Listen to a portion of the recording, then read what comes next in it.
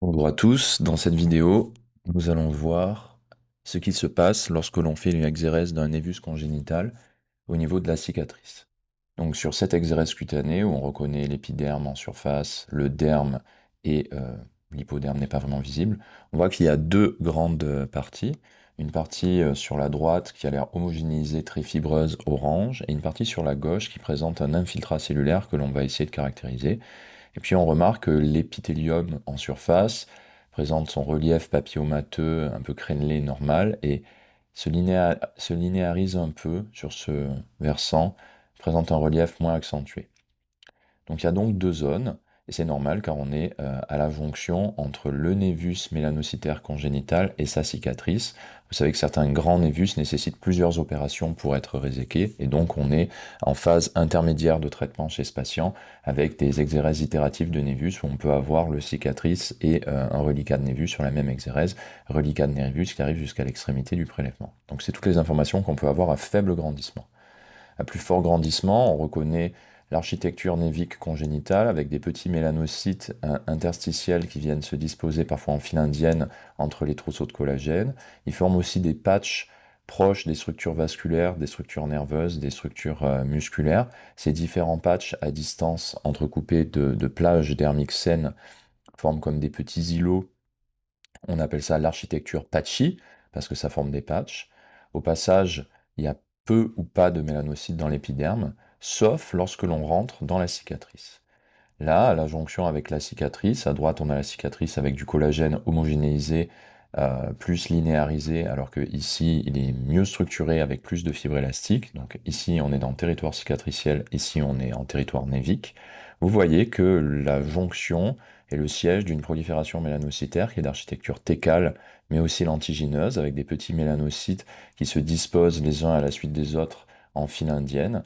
Et puis celle-ci est discontinue en densité, avec des diminutions de densité, puis des tecs, puis à nouveau une augmentation de densité.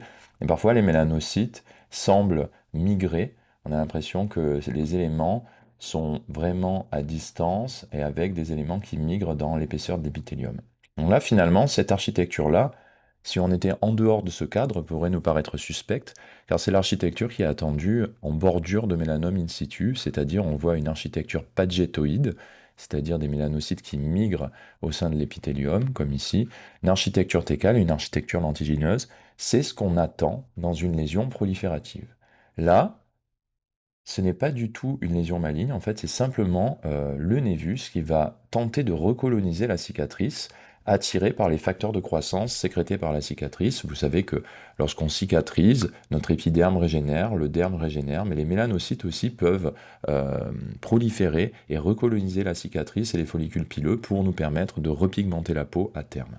Et donc c'est ce qui se passe ici, et c'est ce qui s'appelle le phénomène de pseudomélanome, car ça simule histologiquement un mélanome alors que ça n'en est pas un.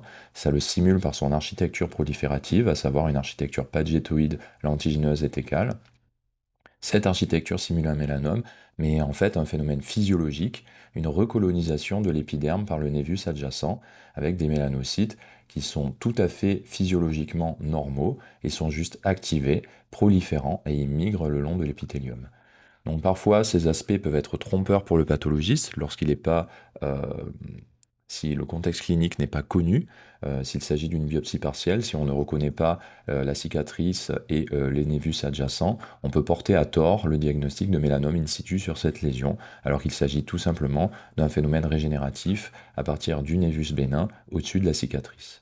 Donc l'ensemble de cette lésion était une reprise d'exérèse de névus congénital à prédominance dermique, à la jonction entre le névus et la cicatrice, où est observé un phénomène de pseudomélanome de Kornberg-Ackermann, c'est le nom savant de ce phénomène, pseudomélanome de Kornberg-Ackermann, et ces aspects peuvent simuler un mélanome, mais c'est simplement un piège diagnostique histologique. Les mélanomes peuvent survenir sur les névus congénitaux. Après la puberté, il s'agit plutôt de SSM, alors qu'avant la puberté, il s'agit plutôt de mélanome développé dans le derme. Et le diagnostic de mélanome pédiatrique ou sur névus congénital géant est un diagnostic qui nécessite généralement une expertise.